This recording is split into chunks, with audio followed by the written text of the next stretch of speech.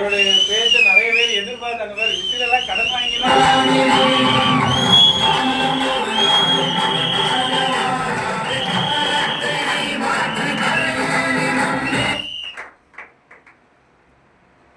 First of all எல்லாருக்கும் good evening சொல்றேன். Good evening sir.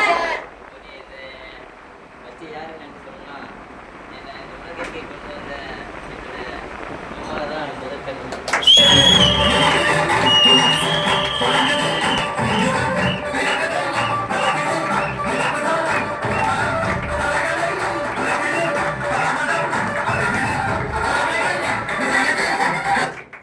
ரெண்டாவது எங்க அப்பா வெளியே இருக்காருன்னு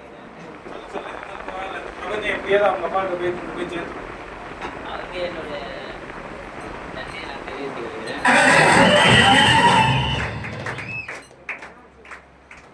மேம் வந்து சொல்லிட்டு போனாங்க, இது வந்து ஊர் குடும்பமாக தெரியுது அப்படின்னாங்க. குடும்பமாக தெரியுதுனால இது குடும்பம் தான். எங்கள் அப்பா வீட்டில் இங்கே இருக்கிற நம்முடைய மேனேஜர் சார் இருக்கிறாரு. ரெண்டாவது டஸ்ட்பினுக்கு எப்படி அவங்க டஸ்ட்பின் எப்படி அவங்களுக்கு குழந்தையா இருக்கணும், அதே மாதிரி நான் குழந்தையா ஜெயலட்சுமி மேம் தான் அவங்க. ஸோ அண்ணனா இருந்து எனக்கு தோல் கொடுத்து என்னை தட்டி மேலே தூக்கிட்டு வந்து என்னோட ஆரோக்கிய சசிகுமார்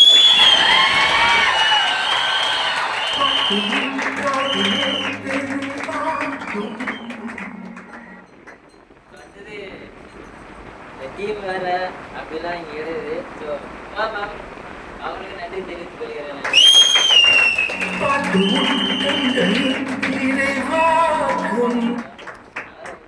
ஒரு 2 வாரமா ப்ரிப்பேர் பண்ணின்னு நான் இப்படிலாம் பேசலான்ட்டு. சோம் சார் வேற டைம் வேற அதிகமாகிடுச்சு, கம்மியாக பேசி எப்படி ஏமாத்தி நீ பேசு. இன்னைக்கு பாரு, இன்னைக்கு உனக்கு உனக்கா ஒரு 2 மணி நேரம் கூட தர. நீ பேசு பார்க்கலாம். அப்படிலாம் இல்லை, பேசணும்னா ஒன்றும் டைம் ஆகிடுமாட்டேன். ஓகே, என்னோட நேம் பார்த்தீங்கன்னா நிதிஷ்குமார். நான் எங்கேருந்து வரேன்னா மதுராந்தகத்துலேருந்து ஒரு பக்கத்தில் சிறிய கிராமம் கேகே புதூர் என்ற கிராமத்துலேருந்து தான் வரேன். நான் அம்பேத்கர் காலேஜில் விவசாய ஃபைனல் இயர் முடிச்சிட்டேன். ஓகே, இது எப்படின்னா இந்த தேர்ட் இயரில் அக்டோபர் மாதம் தான் எனக்கு வாய்ப்பு கிடைச்சிது.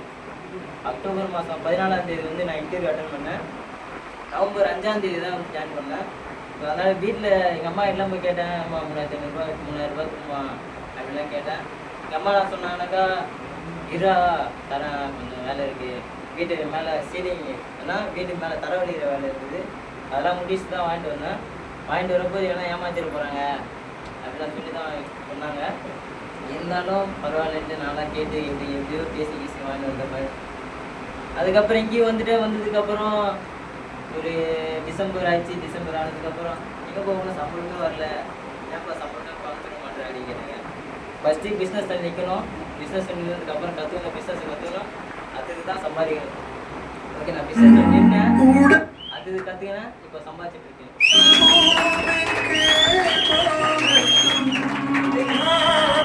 இதுக்கப்புறம் எங்கள் அம்மா கேட்கலாம் தேவையில்லை, நானே அனுப்பிச்சி விட்ருவேன்.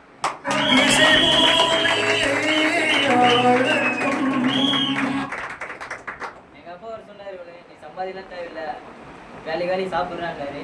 இங்கே சம்பாதித்து வேலை இல்லை, அதுக்கு வேலை சாப்பிட்டு தான் இருக்கேன், சம்பாதிச்சுட்டு தான் இருக்கேன். எங்கள் அக்கா இந்த ஓடுறதுலாம் காரணம் எங்கள் அக்கா சில பேர்லாம் இருக்காங்க இந்த பிளாட்டினம் லீடர் அடிக்கிறதுக்கு. திருவிழாக்கு மே 1ஆம் தேதி வந்து திருவிழாக்கு வந்து போயிட்டு இருந்தேன். போயிருக்கும்போது எங்கள் அக்கா நான் சொன்னாங்கனாக்கா, இதுமாதிரி வீட்டில் போயிட்டு நான் மீட்டிங் எடுத்து நான் ப்ராக்டிஸ் பண்ணிட்டு இருக்கேன் அக்கா கிட்ட. எப்படின்னா லெவல் ட்ரைனிங் வந்து ஏடா நீங்கள் அங்கே போயிட்டு வந்து கற்று நீங்கள் வந்து தொண்ணு அதெல்லாம் பேசிகிட்டே இருக்கேன் அப்படின்னு வந்து சொல்லிகிட்டே இருப்பாங்க. எதுக்காகனா மீட்டிங் லெவல் 1 ட்ரைனிங் என் டீமுக்கு சார் என்ன பண்ணாரு, நெக்ஸ்ட் டைம்லேருந்து நீ தான் லெவல் 1 கொடுக்கணும் என்னோட டீம்லாம். அதனால தான் யார்கிட்ட ப்ராக்டிஸ் பண்ணுறதுன்னு தெரியல. அதனால லேப்டாப்பில் ஃபோனில் வீடியோ வச்சு எங்கள் அக்காக்கெல்லாம் சொல்லி நான் ட்ரைனிங் பண்ணிட்டு இருந்தேன். அவங்க ஜாயின் பண்ணுறாங்களோ இல்லையோ டீமுக்காக நான் பண்ணி ஆகணும். வெயிட் தாங்க இல்லையா? அப்ப இதுக்கே எப்படின்னா சசி சார் போனதான்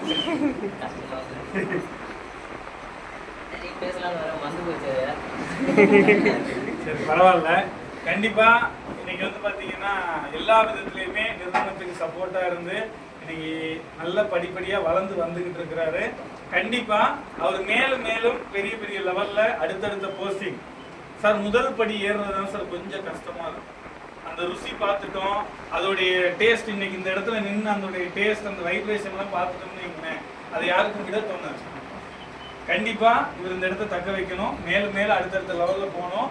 நிறைய பேர் அவருக்கு கீழே டீம் உருவாக்கணும்னு சொல்லி மனதோட நல்ல ஒரு பாராட்டு கொடுத்து சொல்லலாம். போன் எடுக்கல அதெல்லாம் சொல்லிட்டு இருந்தாங்க. எதுக்குன்னா வீட்டுல இருந்து என்ன சொன்னேன், என்ன காசு அனுப்ப மாட்டேன். அதுக்கப்புறம் வந்து கொஞ்சம் வந்து மோட்டிவேட் கொஞ்சம் கம்மியாகிட்டே இருந்தது. அதனால தான் அவங்க ஃபோன் எடுக்க முடியல. சரி ஃபோன் எடுத்தாக்கா எதனா பேசுவாங்க, நானும் டவுன் ஆகிடுன்னு சொல்லிட்டு தான் ஃபோன் எடுக்காமல் இருந்தேன். அதுக்கப்புறம் இங்கே வந்துட்டு போனதுக்கப்புறம் தான் என்ன சொன்னாங்கன்னா ஃபோன் பண்ணி அட்டன் பண்ணி பேசிட்டு இருந்தேன். அதுக்கப்புறம் தான் சரி பிளாட்னு அடிச்சுட்டு வர வச்சுக்கலாம். அதுக்கு முன்னாடி அதனால தான் ஃபோன் எடுக்காமல் இருந்தேன். சரி பிளாட்னு அடிச்சுட்டு வர வச்சுட்டு அதுக்கப்புறம் நான் யாருன்னு நிரூபிக்கலாம் அப்படின்னு சொல்லிட்டு தான் நான் இது பண்ணேன். 1ஆம் தேதி வந்து பாதியிலே நிறுத்தி சொன்னேன். வீட்டுக்கு போனப்போ எங்கள் அக்கா கிட்ட போய் கேட்டேன், நீ எவ்வளோ சம்பாதிக்கிற அப்படின்னு கேட்டேன். என்ன 18,000 ரூபாய் சம்பாதிக்கிறேன் அப்படின்னு சொன்னாங்க. 18 நான் வாரமே 18,000 ரூபாய்க்கு மேலே சம்பாதிப்பேன். ஆனால் இப்போ வந்து வாரம் 7,000 வாரமே சம்பாதிக்கிறேன். அப்போ மாதம் எவ்வளோ கணக்கு போட்டாங்க. அப்போனா நீ எவ்வளோ வீட்டுக்கு அனுப்புன்னு கேட்டாங்க. நான் மாதம் 10,000 ரூபாய் அனுப்புவேன். மீதி தான் பொண்ணுன்னு கேட்டாங்க. நானும் சம்பாதிக்கிறேன், நானும் 10,000 ரூபாய் தான் அனுப்புவேன், மீதி நான் என் செலவுக்கு வச்சுப்பேன். ஏன்னா இது போகிறப்போ என் காதுலேருந்து என் தலையிலேருந்து மொத்தமாக தங்கத்தில் ஜொலிச்சுட்டு போவோன்னு சொன்னேன்.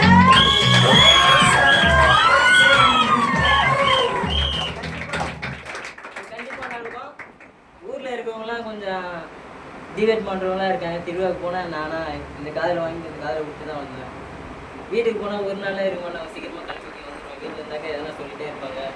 அதான் பசங்க எதனா சொல்லிகிட்டே இருப்பாங்க. இந்த வீடியோ வந்து யூடியூப்பில் வீடியோனா நான் எல்லாருக்கும் கண்டிப்பாக நிற்கி இந்த ஷேர் பண்ணுவேன். ஷேர் பண்ணி இதை பார்க்க வைப்பேன். பார்க்க வச்சதுக்கப்புறம் அவங்களுக்கும் வயிறுலாம் எரியும் சில பேருக்கு. இங்கே வந்துட்டு போன வாய்ப்பு கொடுத்தேன். வாய்ப்பு கொடுத்து வந்து என்னோட க்ளோஸ் பண்ணிட்டு தான் 8வது வந்து கூட வச்சுப்பேன். ஓகே அவன் வந்து கொஞ்சம் இதுவாக பேசுனால அதோட வேல்யூ புரியல அவனுக்கு. செகண்ட் வந்து சித்தப்பான்னு சொல்லுவாங்க, அலெக்ஸ் இதெல்லாம் ரெஜிஸ்ட்னு சொல்லுவாங்க. அவருக்கு தான் 2வது வாய்ப்பு கொடுத்தேன். அவருக்கு வந்து இங்கே ஓகே இங்கெல்லாம் பிடிச்சிருந்தது, இங்கே இருக்கிற ஓகே தான் தெரியும். வீட்டில் போனவுடனே கேப்பார் பேச்சை கேட்டுட்டு அவர் என்ன பண்ணுறாரு, அவரும் கொஞ்சம் டிவேட் ஆகிட்டாரு. நீ எதுக்கிட்ட போகிறேன் என்ன கேட்டார். ஒன்றும் இல்லை, போன வாரம் வந்து திருவிழா போனப்போ நான் வந்து கொஞ்சம் அமௌண்ட் எடுத்துருப்பேன். வீட்டுக்கே தெரியாது. அது வந்து வீட்டில் ஏன்னா அதுக்கு முன்னாடி எலெக்ஷன் போனப்போ அடுத்த வாரம் சரி எதனா வாங்கி தரேன் அப்படின்னு சொன்னோடனே போனோடனே வாங்கி கொடுத்தோன்னே எதுவுமே பேசவே இல்லை அவங்க. ஏன்னா அதை பற்றி பேச்சே எடுக்கல. இது ஓட்டு போட போனப்போ ஏன்டா என்ன பண்ணுறேன், ஏன்டா வந்து என்ன வருதாடா அப்படின்னு பேசி எனக்கு இது பண்ணிட்டே இருந்தாங்க. திருவிழாவுக்கு போனால் அந்த பேச்சே எடுக்கல. ஏன்னா கையில் நான் தான் வாங்கி கொடுக்கல, ஸ்பான்சர் நான் தான் பண்ணுறேன்.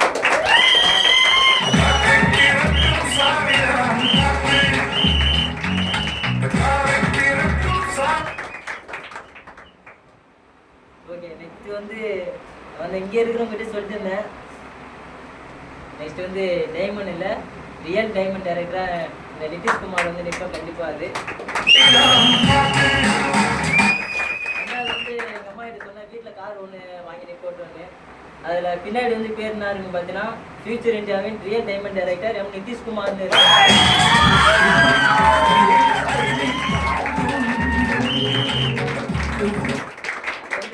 2027க்குள்ள அந்த அச்சீவ் பண்ணுவேன்னு நினைக்கிறேன்.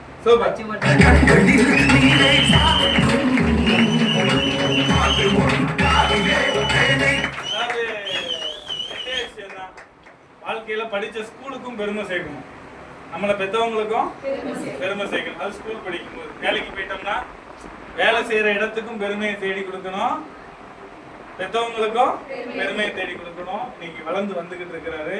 கண்டிப்பா கூடிய விரைவில் நான் அடிக்கடி சொல்லுவேன், இன்னைக்கு யார் யாரெல்லாம் வேணாம்னு சொல்லிட்டு போறானோ திரும்பி பார்க்கும்போது உங்க காருக்கு பின்னாடி அந்த ஸ்டிக்கர் இருக்கும். அந்த ஸ்டிக்கரை பார்த்துட்டு அவங்க சொல்லணும், ஓ அன்னைக்கு நம்ம ஏளனமா பேசணும்ல, அவன் தாண்டா இன்னைக்கு ஏசி கார்ல உட்காந்து போய்கிட்டு இருக்கான். அதாவது வாய்ப்பை கொடுக்கும் போது ஏங்கக்கூடிய நபர்கள் நல்லா புரிஞ்சுக்கணும். வாய்ப்பை கொடுக்கும் போது தட்டி உதாசீனப்படுத்தக்கூடிய நபர்கள் காலம் நமக்காக கண்டிப்பா ஒரு நாள் காத்திருக்கும். அன்னைக்கு வேற எதுவுமே ஆர்கியூமெண்ட்லாம் எதுவும் பண்ணக்கூடாது. நம்மளுடைய செயல், நம்மளுடைய வளர்ச்சியில நம்ம எதுவுமே பேச தேவையில்லை. உங்களுக்கு இப்ப சொன்ன மாதிரி ஒண்ணுமே இல்லை. அவருக்கு பிடிச்ச கார்ல இறங்கி போய் அவங்க வீட்டு பக்கத்துல நிப்பாட்டி நல்ல காசு வருவாரு. கரெக்டா? அப்ப கண்டிப்பா அவரை ஏத்தி கார்ல உட்கார்ந்து சில் ஏசி போட்டு நல்ல ஒரு குழு குழுன்னு கூட்டு போகணும்னு சொல்லி நல்ல ஒரு மனதளவு ஒரு பாராட்டு கொடுத்து வழங்கிட்டு போயிடலாமா?